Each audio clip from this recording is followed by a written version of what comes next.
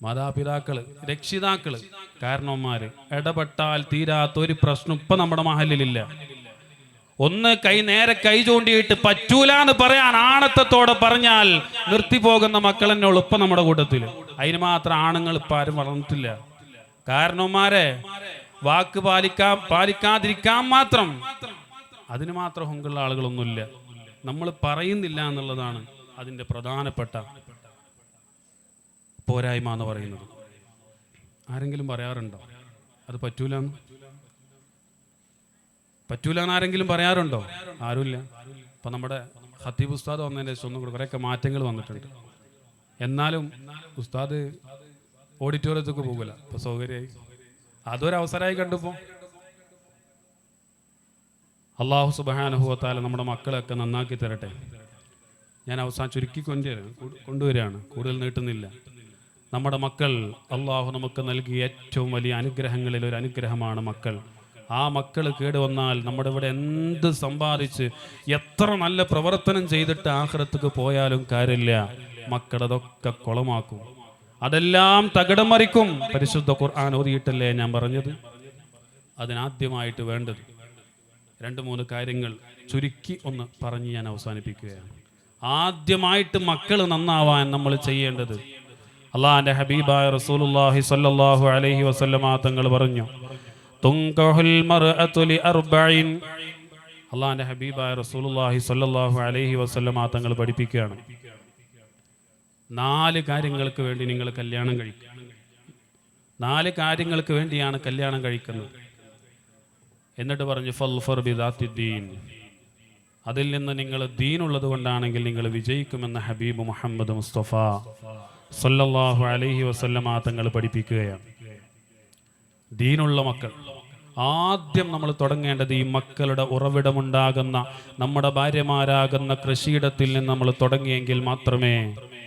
ഇതൊക്കെ ഇപ്പം എന്തിനാ നമ്മളോട് പറയണം? ഇനി 2ാമത് കല്യാണം കഴിക്കാനാണ്. ഇത് കേൾക്കുന്ന മക്കളുണ്ടാവുമല്ലോ.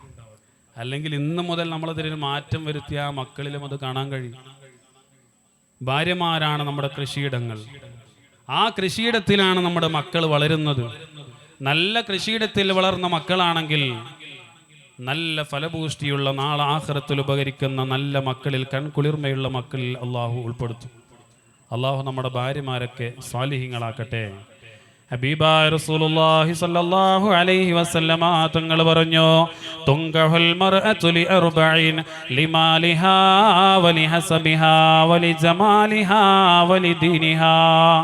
4 കാര്യങ്ങൾക്ക് വേണ്ടിയാണ് അതേ ജനങ്ങൾ സാധാരണ നിക്കാഹ് നടത്താറുള്ളത്, ഭാര്യമാരെ തിരഞ്ഞെടുക്കാറുള്ളത്.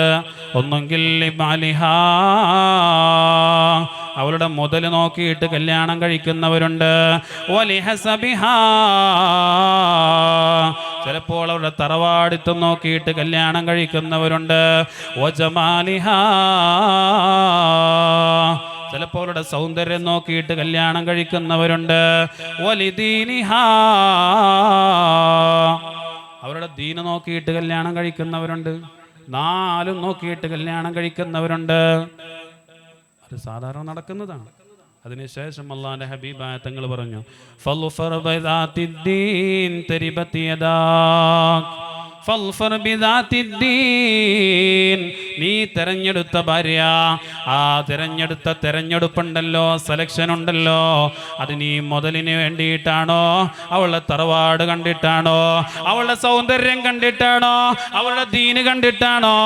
ദീന് കണ്ടിട്ടാണ് നീ തെരഞ്ഞെടുത്തതെങ്കിൽ അള്ളാഹു ആ ഭാര്യയിൽ നിങ്ങൾക്ക് ബറക്കത്ത് നൽകുമെന്ന് മുഹമ്മദ് മുസ്തഫ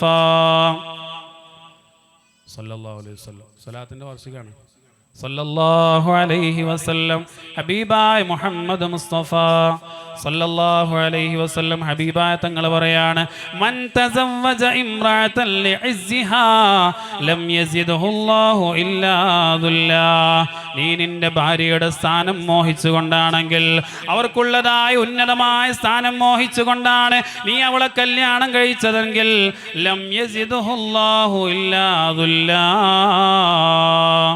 നിനക്ക് നിന്യതയല്ലാതെ അള്ളാഹു നൽകുകയില്ല എന്ന് മുഹമ്മദ് മുസ്തഫ വിശദീകരിക്കുന്നില്ല, ഞാൻ ആ ഹദീസ് അങ്ങനെ വായിച്ചു പോവുകയാണ്.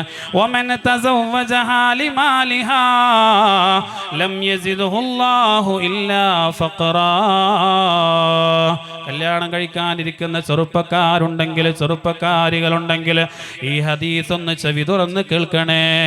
നിങ്ങൾ ആ ഭാര്യയുടെ ഭർത്താവിൻ്റെ സ്ഥാനം മോഹിച്ചുകൊണ്ടാണെങ്കിൽ, ആ സ്ഥാനം മോഹിച്ചുകൊണ്ടാണ് നിങ്ങൾ അവരെ നിക്കാഹ് ചെയ്യുന്നതെങ്കിൽ, ലം യസിദുഹുല്ലാഹു ഇല്ലാ ദുല്ലാ, നിങ്ങൾക്ക് നിന്ദ്യതയല്ലാതെ നിസാരതയല്ലാതെ ഉണ്ടാകൂല. വമൻ തസവ്വജഹാ ലിമാലിഹാ ലം യസിദുഹുല്ലാഹു ഇല്ലാ ഫഖറാ. അവിടെ മുതൽ കണ്ടിട്ടാണോ നീ അവളെ കല്യാണം കഴിച്ചത്? അവന്റെ മുതൽ കണ്ടിട്ടാണോ നീ അവളെ കല്യാണം കഴിച്ചത്? ലം യസിദുഹുല്ലാഹു ഇല്ലാ ഫഖറാ. അല്ലാഹു നിനക്ക് ദാരിദ്ര്യത്തെ അല്ലാതെ തരികയില്ലെന്ന് മുഹമ്മദ് മുസ്തഫ. എന്താ പറഞ്ഞ? അവളുടെ മുതൽ നോക്കിയിട്ടാണ് നീ കല്യാണം കഴിക്കുന്നതെങ്കിൽ, അതാണ് നിന്റെ ലക്ഷ്യമെങ്കിൽ, ലം യസിദുഹുല്ലാഹു ഇല്ലാ ഫഖറാ, നിനക്ക് ആ അല്ലാഹു സുബ്ഹാനഹു വ തആല ദാരിദ്ര്യത്തെ അല്ലാതെ തരികയില്ലെന്ന് മുഹമ്മദ് മുസ്തഫ.